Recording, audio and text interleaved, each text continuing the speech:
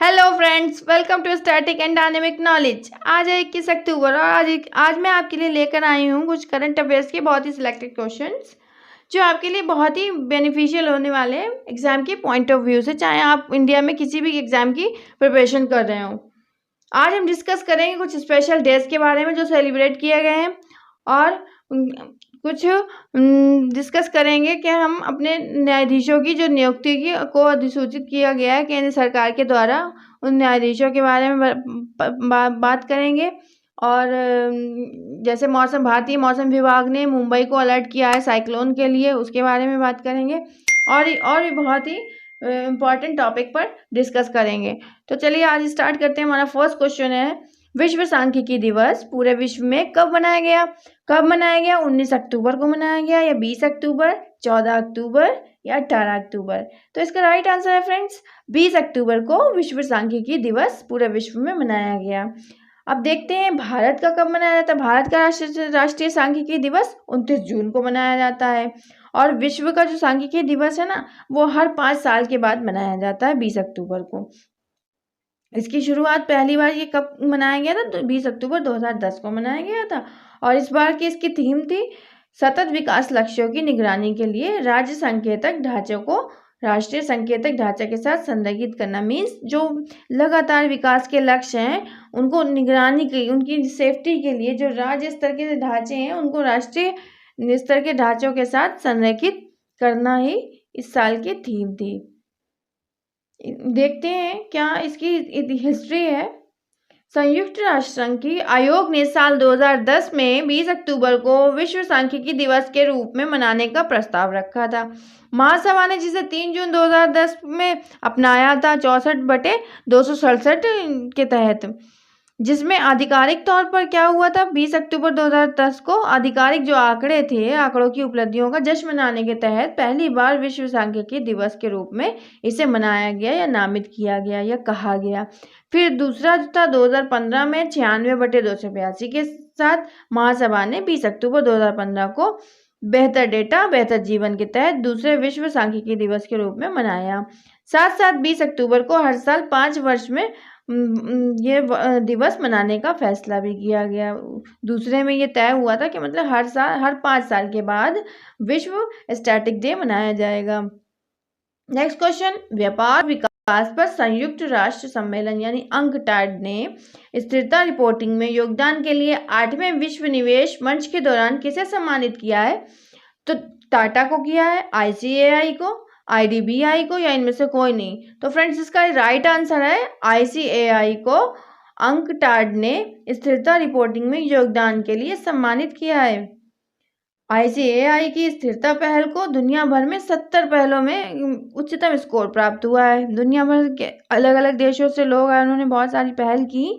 जो 70 पहल थी उसमें हमारी भारत की ICAI को उच्चतम स्कोर प्राप्त हुआ। ICAI the institute of chartered accountants of India है।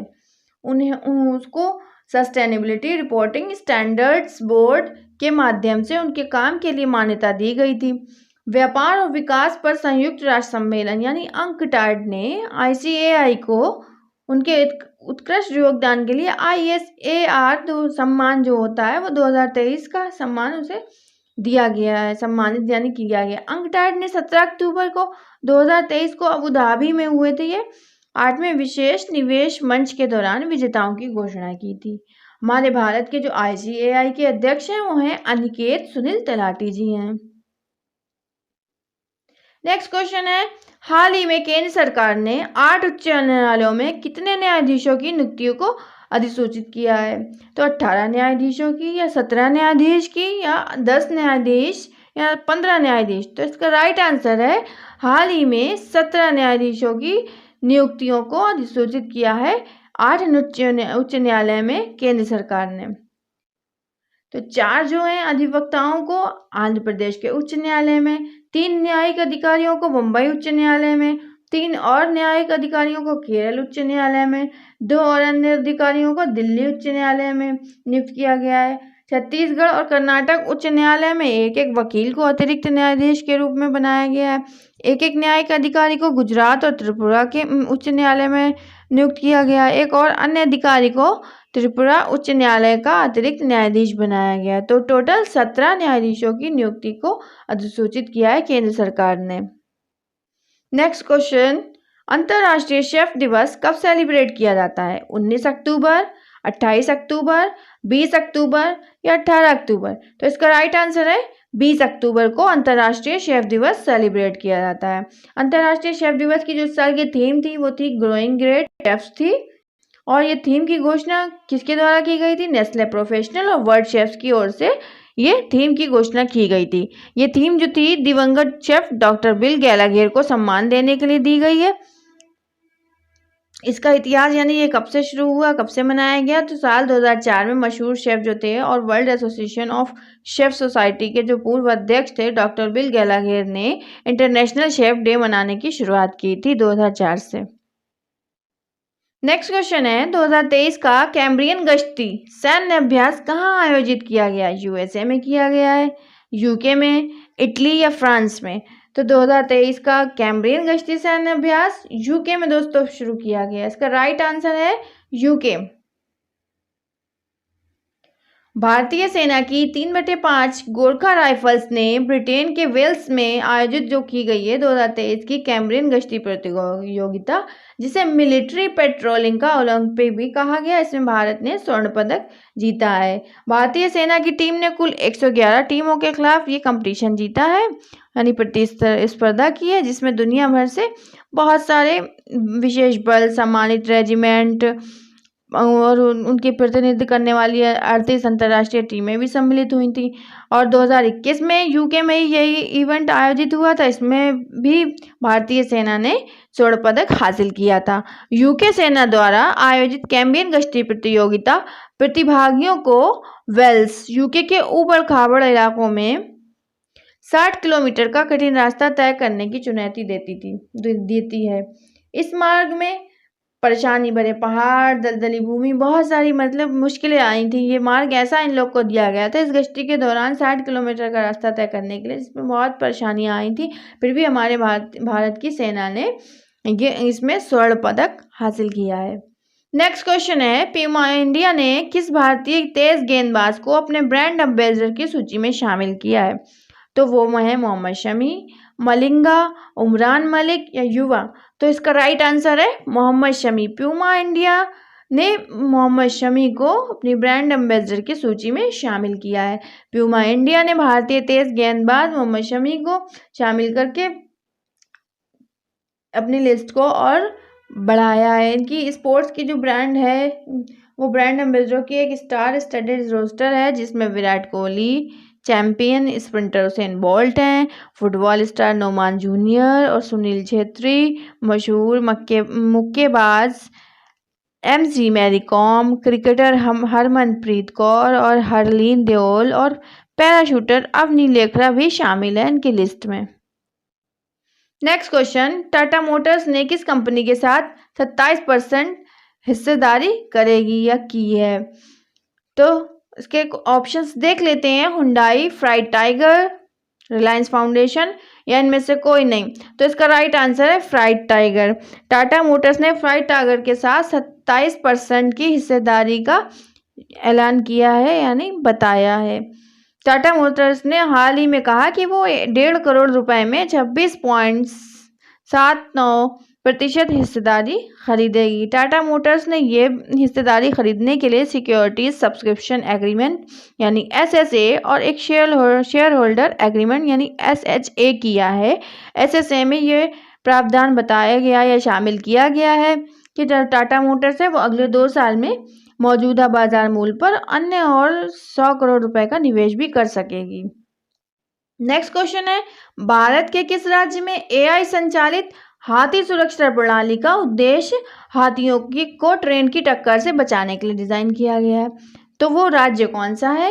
केरल, असम, तमिलनाडु या मेघालय? तो इसका राइट आंसर है दोस्तों तमिलनाडु। तमिलनाडु में AI संचालित हाथी प्रणाली सुरक्षा प्रणाली को डिजाइन किया गया है। वन विभाग ने इस अभूतपूर्व परियोजना के लिए 12 निगरानी टावरों को सफलतापूर्वक स्थापित किया है।